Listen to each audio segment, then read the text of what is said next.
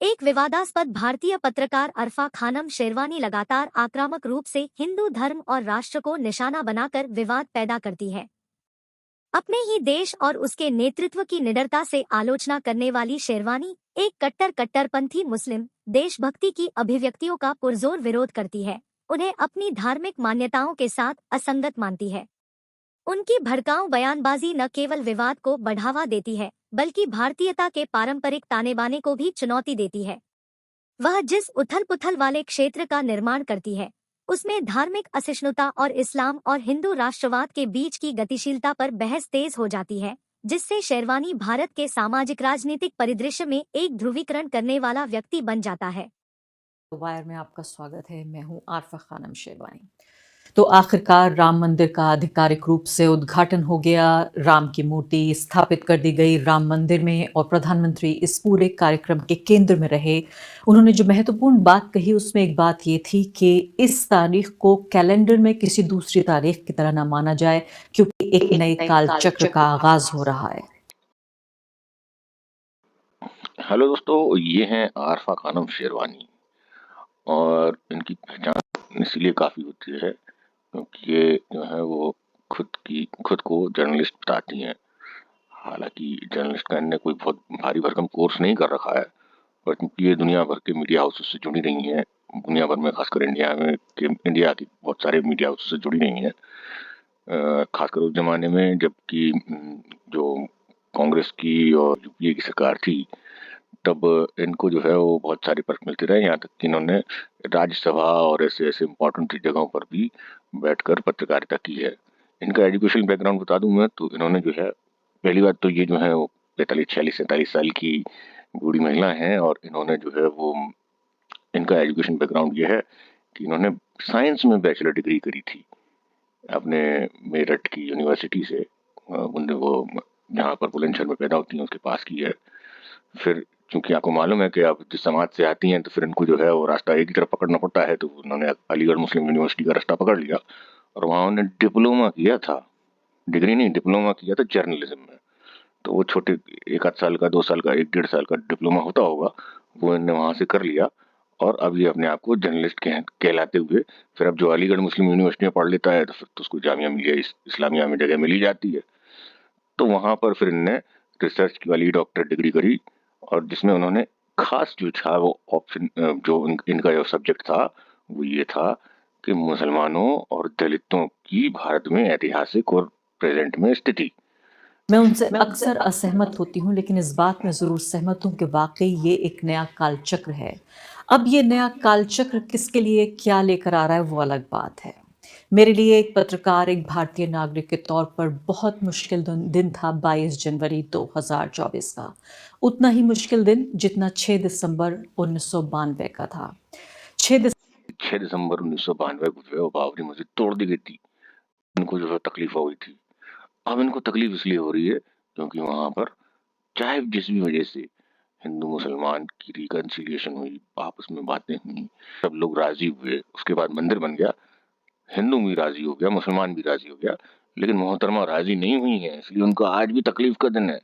जबकि पूरा इंडिया जो है वो ये मान रहा है किसी भी रूप में जो है वो कम से कम सोसाइटी में एक सौहार्द बना, सोसाइटी में जो आपस की लड़ाइयाँ जो होने की संभावनाएं थी उनमें चांसेस कम हुए, लेकिन इनको आज भी दुख है, इनको दुख है। 1992 का वो दिन था जब एक 12 साल की बच्ची अपना घर छोड़कर उसे भागना पड़ा अपनी जान बचाने के लिए। ये वैसे ही रोना रो रहे हैं जैसे राहुल गांधी जी थे, वो रोते थे कि मेरी दादी को मेरे दोस्तों ने ही मार दिया था, जो मेरे दोस्त जो पंडित थे। अरे कभी पूछो तो कि वो तो तुम्हारी दादी ने उनके दोस्तों के साथ क्या किया था। 6 दिसंबर आपको याद है वो दिन था जब बाबरी मस्जिद को तोड़ा गया और उस वक्त देश भर में दंगे हुए। मैं उत्तर प्रदेश के एक छोटे से कस्बे से आती हूँ। देश भर में दंगे क्यों हुए? अगर एक पार्टी ही हावी और ताकतवर होती तो दंगे की प्रोबेबिलिटी तो नहीं थी ना। दंगे हुए मतलब है कि दूसरी पार्टी ने भी जो है वो बदमाशियां की हैं, दूसरी पार्टी ने भी जो है वो हथियार उठाए, वरना दंगे नहीं होते। और उस कस्बे में मेरी बहुत सारी पहचानों के अलावा एक पहचान ये भी है, मैं भारतीय नागरिक हूँ, पत्रकार हूँ, महिला हूँ, लेकिन मैं एक मुसलमान भी हूँ। मैं इस्लाम धर्म की मानने वाली हूँ। इस वो तो आप क्या बता रहे हैं, ये तो पूरी दुनिया को पता है। आपने चीख-चीख के ज़िंदगी में सिर्फ़ एक ही काम तो किया है कि आपने ये बताया है कि मैं मुसलमान हूँ और पूरे दुनिया के मुसलमान खतरे में हैं और उनमें से सबसे ज़्यादा जो है वो इंडिया के मुसलमान खतरे में हैं। रखते वो किसी भले भी ही आप पहचान के हों, वो सब आएँ और इन प्रोटेस्ट में हिस्सा लें। तो हम अपनी जो आइडियोलॉजी है उससे कॉम्प्रोमाइज़ नहीं कर रहे हैं। फिर से मैं यहाँ पर इसको आई वांट टू रीट्रेट, यहाँ हम अपनी आइडियोलॉजी से कॉम्प्रोमाइज़ नहीं कर रहे हैं, हम अपनी स्ट्रेटजी बदल रहे हैं। तो इसके लिए कम से कम कुछ वक्त के लिए हमें मजहबी नारों से गुरेज करना होगा। तो इसके लिए कुछ वक्त के हमें मजहबी नारों से गुरेज करना होगा, परहेज करना होगा। आप अपनी स्ट्रेंथ खूब घर पे नारे लगा के आइए, घर पे खूब इबादत करके, जिससे आपको स्ट्रेंथ मिलता है वो स्ट्रेंथ आप लीजिए। घर पे नारे लगा के आइए, घर पे खूब इबादत करके, जिससे आपको स्ट्रेंथ मिलता है वो स्ट्रेंथ आप लीजिए। ये समझना बहुत ज़रूरी है कि आखिर हम किस तरह से प्रोटेस्ट करना चाहते हैं। मुझे बार बार मेरे दोस्त और जो दोस्त नहीं हैं वो भी, उनके ज़रिए ये कहा जा रहा है कि we want to protest as Muslims, इसलिए हम मुस्लिम बन के प्रोटेस्ट करना चाहते हैं। मैं इस सेंटिमेंट को भी समझती हूँ अच्छी तरीके से, और मैं ये भी participate as Muslims, I understand this sentiment, और इससे मुझे कोई एतराज़ नहीं है। तो ये एक नेचुरल अर्ज है, ये एक नेचुरल रिएक्शन है कि आप दाढ़ी, टोपी और बुरके में उसका जवाब दें और प्रोटेस्ट में you participate as Muslims. I understand this sentiment. और लेकिन इसमें एक बहुत अहम बात है जिसको समझना बहुत ज़रूरी है कि क्या अगर सिर्फ मुस्लिम्स इस मुल्क में प्रोटेस्ट करें, क्या 20 करोड़ लोग अगर प्रोटेस्ट करते रहें, तो क्या बाकी के 100-110 करोड़ लोग, अगर आप मजहबी नारे लगाते हैं, क्या वो आपका हिस्सा बनना पसंद करेंगे? तो इससे मैं क्या कहना चाहती हूँ? मैं ये कहना चाहती हूँ कि आपको इन प्रोटेस्ट को ज़्यादा से ज़्यादा इंक्लूसिव बनाना होगा, इसका बेस बड़ा करना होगा। तो हम अपनी जो आइडियोलॉजी है उससे कॉम्प्रोमाइज़ नहीं कर रहे हैं। फिर से मैं यहाँ पर इसको आई वांट टू रीट्रेट, यहाँ हम अपनी आइडियोलॉजी से कॉम्प्रोमाइज़ नहीं कर रहे हैं, हम अपनी स्ट्रेटजी बदल रहे हैं। से वो प्रोटेस्ट का जो भी कुछ मतलब वो जय श्री राम कह के, वंदे मातरम कह के, भारत माता की जय कह के, खालसा का नाम लेके, कुछ क्रिश्चियन अगर नारे हों वो लेके, सब कुछ लेके आप आइए और प्रोटेस्ट का हिस्सा बनिए, और इससे मुझे कोई एतराज़ नहीं है। लेकिन इसमें एक बहुत अहम बात है जिसको समझना बहुत ज़रूरी है कि आप कलमे पढ़िए, इबादत करिए, ये आपका हक़ है, और अभी भी इंडियन कॉन्स्टिट्यूशन उसी शक्ल में मौजूद है, आपको हक़ देता है पूरी तरीके से। लेकिन जब आप पब्लिक में आए, यू आर अ मुस्लिम, इस बात में कोई शक नहीं है, और इसे हमें इंक्लूसिव बनाना है। This doesn't have to be Muslim only protest. और मैं माफ़ी के साथ उन तमाम लोग जिनके सेंटिमेंट्स हर्ट होते हैं, मैं जानती हूँ लोग असर्ट करना चाहते हैं, लेकिन एक बात जो इस मंच से, और मैं उम्मीद करती हूँ कि यहाँ पर एक आम राय, कम से कम जितने लोग यहाँ बैठे हुए हैं, कि एक आम राय इसको लेकर बने कि जब तक हम वो आइडियल सोसाइटी बन पाएँ जहाँ हमारी मजहबी पहचानों, हमारी मजहबी जो बिलीव्स हैं, जो हमारे नारे हैं, उनको लेकर एक तरह का एक्सेप्टेंस पैदा हो, तब तक हम एक इंक्लूसिव प्रोटेस्ट करें। और ये प्रोटेस्ट भी हमें उसी सोसाइटी की तरफ ले जा रहे हैं जहां हम सबको शामिल करेंगे। तो हम अपनी जो आइडियोलॉजी है उससे कॉम्प्रोमाइज़ नहीं कर रहे हैं। फिर से मैं यहाँ पर इसको आई वांट टू रीट्रेट, यहाँ हम अपनी आइडियोलॉजी से कॉम्प्रोमाइज़ नहीं कर रहे हैं, हम अपनी स्ट्रेटजी बदल रहे हैं कि क्या हम इन प्रोटेस्ट में मजदूरों को, किसानों को, आदिवासियों को, ओबीसीज को, इवन अपर कास्ट हिंदूज को, किसी भी पहचान के हों, वो सब आएँ और इन प्रोटेस्ट में हिस्सा लें। यहाँ हम अपनी आइडियोलॉजी से कॉम्प्रोमाइज़ नहीं कर रहे हैं, हम अपनी स्ट्रेटजी बदल रहे हैं कि क्या हम, तो इसके लिए कम से कम कुछ वक्त के लिए हमें मजहबी नारों से गुरेज करना होगा, परहेज करना होगा। आप अपनी स्ट्रेंथ खूब घर पे नारे लगा के आइए, घर पे खूब इबादत करके, जिससे आपको स्ट्रेंथ मिलता है वो स्ट्रेंथ आप लीजिए।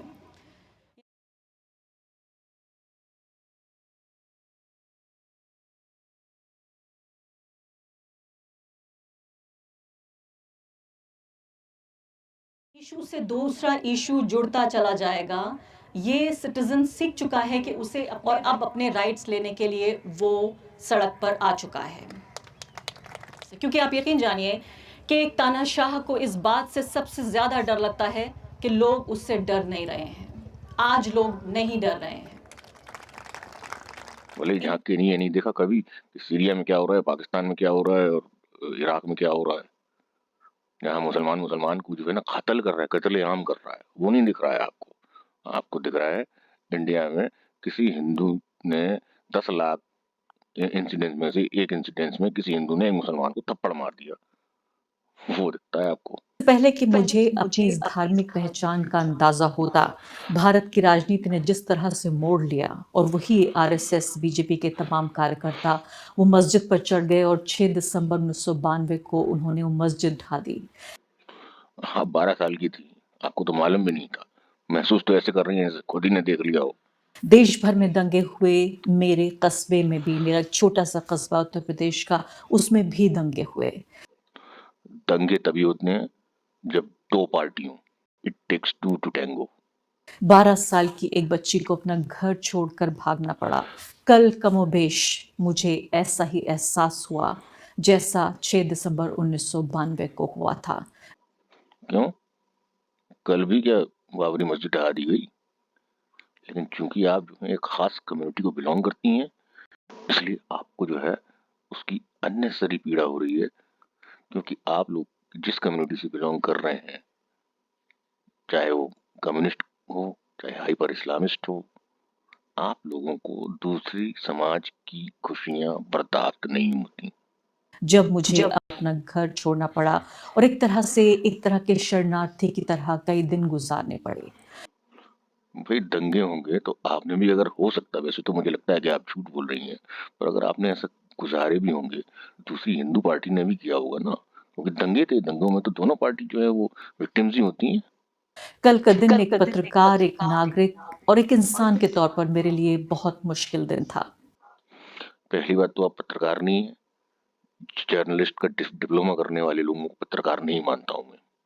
अक्सर मैं ये मानती रही हूँ कि एक कस्बे में पले बड़े होने की वजह से और जो मेरी एक धार्मिक सामाजिक पहचान है, उससे अक्सर मैंने समझा है कि मुझे एक पत्रकार के तौर पर एक मेरी जो स्थिति है, जिस तरह से मैं मुद्दों को चुनती हूँ, मैं जिन मुद्दों पर बातचीत करती हूँ, मेरी पत्रकारिता की जो दिशा होती है, हमेशा उसमें मदद हुई है। मैं जानती हूँ एक पत्रकार के तौर पर आप हमेशा मुझसे ये उम्मीद करते हैं कि मैं निष्पक्ष रहूँ और हमेशा मैं इस पैमाने पर खरे उतरने की कोशिश करती हूँ। अरे झूठ क्यों बोलते हो? कभी अगर निष्पक्ष होना होता तो आप कभी भी कम से कम, अगर आप 10 बार जो है वो एंटी बीजेपी बोल रहे हैं, एंटी गवर्नमेंट बोल रहे हैं, तो 2 बार तो आपको प्रो प्रो गवर्नमेंट बोला बोला किया होता आपने। 2 बार तो आपने प्रो मोदी बोला होता, 10 बार आप एंटी मोदी बोलती हैं। इसका मतलब है कि आप निष्पक्ष नहीं है, आप झूठ बोल रही हैं। आपका झूठ का पैमाना यहीं पर, आपके कपड़े यहीं पर जो है वो उतर जाएंगे अगर आप समझे तो। एक ट्वीट तो बताइए आप जिसमें आपने गवर्नमेंट की सराहना करी हो पिछले 10 साल में। मेरी पृष्ठभूमि की वजह से मेरा एक बात करने का, सोचने का, मुद्दों को देखने का एक नज़रिया ज़रूर है, लेकिन आपकी पृष्ठभूमि पे आप में कस्बे कस्बे कर रही हो, आप कस्बे कस्बे कर रही हो, तो आप बातों तो कस्बे की करती हो कि औरतों को जो है वो पहनने का हक है, और खुद जो है वो लेदर जैकेट पहनकर आ रही हो। खुदा जाने की ये लेदर जैकेट घोड़े की चमड़े की बनी है या गधे की चमड़े की बनी है। और फिर ये तो जो आप ड्रेसिंग ही कर रही हो, ये तो इस्लामिक नहीं है ना। लेकिन आप तरफदारी तो उसी की लेती हो, बुरके की। मैं दलितों, आदिवासियों, सामाजिक और आर्थिक तौर पर जो कमज़ोर तबके हैं, उनके मुद्दों को बेहतर तरीके से समझ पाती हूँ, चूँकि मैं इस तरह की पृष्ठभूमि से आती हूँ। मैंने कभी भी अपनी इस पहचान को अपने पेशे के आड़े नहीं आने दिया। कमाल करती हैं। खुद किसी भी रूप से आप दलित का जो है वो विक्टिम कार्ड तो खेल सकती हैं। कमजोरों का भी विक्टिम कार्ड खेल, कमजोर का विक्टिम कार्ड तो कोई भी खेल ले, सबसे आसान है खेलना। वो आप पिछले 10 साल से कर रहे हैं, उसके लिए आपके पास जो है वो सारे पर्क मौजूद हैं। भाई जब आप आज से 10-15 साल पहले जब मोदी गवर्नमेंट नहीं थी, तब आपकी वो हैसियत हुआ करती थी कि आप जो थे वो सरकारी प्लेन्स में जो है इधर से उधर मूव किया करते थे, गवर्नमेंट की पर्क खाया करते थे, विदेश यात्राएं फ्री की लगा करती थी, लौटते समय 2-2 बोतलें ब्लैक लेवल की फ्री में मिलती थी। वो सब बंद हो गया, और वो सब बंद हो गया और लिफाफे जाने बंद हो गए आपके घरों में, 2 नंबरी लिफाफे, मतलब समझ रहे हैं ना, पैसों के लिफाफे, वो बंद हो गए। तो अब आपको जो है वो कष्ट होने लगा। फिर इतना कष्ट बढ़ता गया कि फिर आप एंटी मोदी हो गई, और एंटी मोदी की होते होते आप एंटी इंडिया हो गई, और अब तो एंटी हिंदू ही बातें करने लगी हैं। चलिए, आपकी मर्जी। लेकिन आप यकीन जानिए, कल का दिन ऐसा था, मुझे ऐसा लगा कि मेरी पीढ़ी श्रापित है 6 दिसंबर 1992 और 22 जनवरी 2022 देखने के लिए। हमारे पूर्वजों की भी पीढ़ी श्रापित थी, और वो पिछले 500-600 सालों से श्रापित थी। जब हम ये देख रहे थे, हमारी सबसे holiest, one of the holiest shrine पे उसको डेमोलिश करके और उस पर जो है वो मस्जिद बना दी गई थी। अगर डेमोलिश नहीं भी किया, उसका एविडेंस नहीं भी है, तो नीचे क्या दिखता नहीं है क्या? के मोहम्मद जो था वो तो खुद मुसलमान था ना, जब अब चीफ आर्कियोलॉजिस्ट था, उसने खुद बोला कि whatever the ruins are below the mosque were not Islamic, remember it. कल मुझे ऐसा लगा कि वो भारत जो मेरे पूर्वजों का भारत था और वो भारत जो मेरे सपनों का भारत था, ऐसा लगा उस भारत की मौत हो गई। पूर्वज तो कोई रमेश, रामकिशोर और इसी तरह के लोग होंगे ना। पूर्वज ऐसा तो नहीं हो सकता कि घोड़े पर अकेला बैठ के आ गया तुर्कमेनिस्तान से और आपका पूर्वज बन गया। आपके पूर्वज, आपका डीएनए सब यहीं का है, बस आपके चंद पीढ़ियों पहले लोगों ने तलवार के डर से शलवार पहन ली। That India is dead। और शलवार भी पहन ली और शेरवानी भी पहन ली। ये बात 22 जनवरी 2024 को खत्म नहीं हो जाती। ये पूरी कहानी 1947 तक जाती है, जब भारत का धर्म के नाम पर बंटवारा हो रहा था। मेरे पिता, उन्होंने ये सोचा, जब ये पूरा देश बांटा जा रहा था और एक पूरा देश, एक दूसरा देश उनके और उनके धर्म के नाम पर बनाया जा रहा था, तब उन्होंने सोचा था कि वो देश जो जिन्ना का पाकिस्तान है, उससे ज़्यादा सुरक्षित है महात्मा गांधी का हिंदुस्तान, उनके लिए और उनके आने वाली पीढ़ियों के लिए। पहली बार तो महात्मा गांधी का हिंदुस्तान ही था, वो इंडिया का हिंदुस्तान था, जिसमें मेजोरिटी हिंदू थे और पाकिस्तान जो थे वो वहां पर पाकिस्तान माइग्रेट कर गए थे। लेकिन ये याद रखें कि 90% मुसलमान इंडिया की ने वोट दिया था पाकिस्तान बनने को, उसके बाद वो नहीं माइग्रेट किए थे। तो आपके पिताजी ने वोट किया था, अगर वो 90% में थे तो उन्होंने वोट किया था कि पाकिस्तान बने, और फिर नहीं गए थे। वो इसलिए नहीं गए थे क्योंकि यहाँ पर भी जायदादें क्लेम करनी थी और वहां पर फर्जी कागज दिखाकर पाकिस्तान में भी जायदादें क्लेम करनी थी, और वो मैक्सिमम इंडियन माइग्रेटेड लोगों ने की हैं। मेरे पिता को गुजरे हुए 2 बरस गुजर चुके हैं और मैं सोच रही थी कि अगर वो इस वक्त जिंदा होते तो किस तरह से इन पूरे हालात को देख रहे होते। आपके पिता अगर जिंदा होते तो आज भी जो है ना 100 बार जो है वो थैंकफुल होते कि वो जो है आपको इंडिया में छोड़ के गए, क्योंकि आज पाकिस्तान में होती हैं आप, तो जिस जैसे पाकिस्तान में जो है वो ऑलमोस्ट 99% हिंदू को खत्म कर दिया गया, सिख ऑलमोस्ट खत्म है 100%, चंद नंबर बचे हैं, जैन बुद्ध का नाम ही नहीं है, जूस एक भी बता दीजिए तो मैं गुलामी कर जाऊंगा, पारसी एक भी 4 बता दीजिएगा तो मैं गुलामी कर जाऊंगा। तो इसका मतलब है कि आपके पिताजी पाकिस्तान को वोट देने के बावजूद भी कम से कम इतने चालाक थे कि उन्होंने आपको और अपने आप को इंडिया में रखना सुरक्षित समझा, क्योंकि इंडिया सुरक्षित जगह है, क्योंकि वो हिंदू मेजोरिटी प्लेस है। यहाँ सुरक्षा जो है वो माइनॉरिटी की जाती है। कि वो भारत गांधी का भारत, जिसमें सांप्रदायिक ताकतों से लड़ते हुए और धर्मनिरपेक्षता की रक्षा के लिए महात्मा गांधी ने अपनी जान दे दी थी। अरे भाई, सांप्रदायिक रक्षा करने के लिए जान तो दे दी थी, पर इतना तो बता दो किन की वजह से न माने अपना एक अलग मुल्क, तो सांप्रदायिकता होती ही नहीं। भाई मुसलमानों ने तो हमारा मुल्क ही काट के मांग लिया ना, इसलिए तो सांप्रदायिकता हुई है। उसी देश में जिस तरह से लोकतंत्र, धर्मनिरपेक्षता और इसके अलावा जो पूरी मिली जुली हमारी संस्कृति है, ये पूरा जो देश में बना हुआ है, ये हमसे और आपसे, हम सब से मिलके बना है। किसी एक नेता का देश नहीं, किसी एक विचारधारा का देश नहीं, किसी एक भाषा का देश नहीं, किसी एक संस्कृति का देश नहीं। लेकिन कल का दिन जिस तरह से जो संवैधानिक, जो हमारी धर्मनिरपेक्षता है, कॉन्स्टिट्यूशनल सेक्युलरिज्म, जिसका जिक्र है हमारी उस पाक किताब में, जिसके जरिए ये पूरा देश चल रहा है पिछले 75 साल से, कल उसकी सरेआम दिन दहाड़े हत्या हुई। इनका कहने का मतलब है कि जो अगर कॉन्स्टिट्यूशन जो है वो अगर सुप्रीम कोर्ट के ऑर्डर से और सुप्रीम कोर्ट के जो है वो से चले तो वो जो है कॉन्स्टिट्यूशन की हत्या हो जाती है। कल जो इवेंट हुआ है वो कॉन्स्टिट्यूशन के हिसाब से ही हुआ है क्योंकि सुप्रीम कोर्ट की हुक्म की तामीर हुई है। और ये जिसको जो ये कह रही है कि हमारी मुकद्दस किताब है ये, तो इनसे पूछ लीजिए जरा कि कभी कोने में ले जाके इनकी होली बुक इनकी मुकद्दस किताब है या कॉन्स्टिट्यूशन ऑफ इंडिया इनकी मुकद्दस किताब है। मेजोरिटी ऑफ इंडियंस की तो कॉन्स्टिट्यूशन ऑफ इंडिया होगी, पर मैं पक्का हूँ कि इनकी जो है वो कॉन्स्टिट्यूशन इंडिया जो है वो मुकद्दस किताब नहीं है, कोई और ही किताब है। देश के प्रधानमंत्री जो कि 140 करोड़ लोगों के नेता हैं, वो एक तरह के हिंदू राजा के तौर पर नजर आए। ऐसा नहीं था कि उन्होंने सिर्फ अपनी देखरेख में ये पूरा कार्यक्रम किया। हमने देखा कि एक प्रधानमंत्री की हैसियत से वो वहां पहुंचे और जजमान बनकर, यानी कि उस पूरी जो पूजा पद्धति वहां पर हो रही थी उसके मेजबान के तौर पर, उसके होस्ट के तौर पर प्रधानमंत्री वहां बैठे, उन्होंने पूरी पूजा पद्धति की। और खासकर ऐसे वक्त में और एक ऐसा प्रतीक, ये बात सच है कि सुप्रीम कोर्ट ने इस बात की इजाजत दी। सुप्रीम एक तो खुद कह रही हो कि सुप्रीम कोर्ट ने इजाजत दी, दूसरी बात कि ये कहाँ से आदमी दिख रहा है कि जो राजा की जैसा बिहेव कर रहा है। शर्म नहीं आती है झूठ बोलते हुए? शर्म नहीं आती है? इतनी घृणा और इतना द्वेष, ये सिर्फ जो है वो इस जैसी पत्रकार और इस जैसी पत्रकारों की कौम में रहता है। ये इतने घृणित हो जाते हैं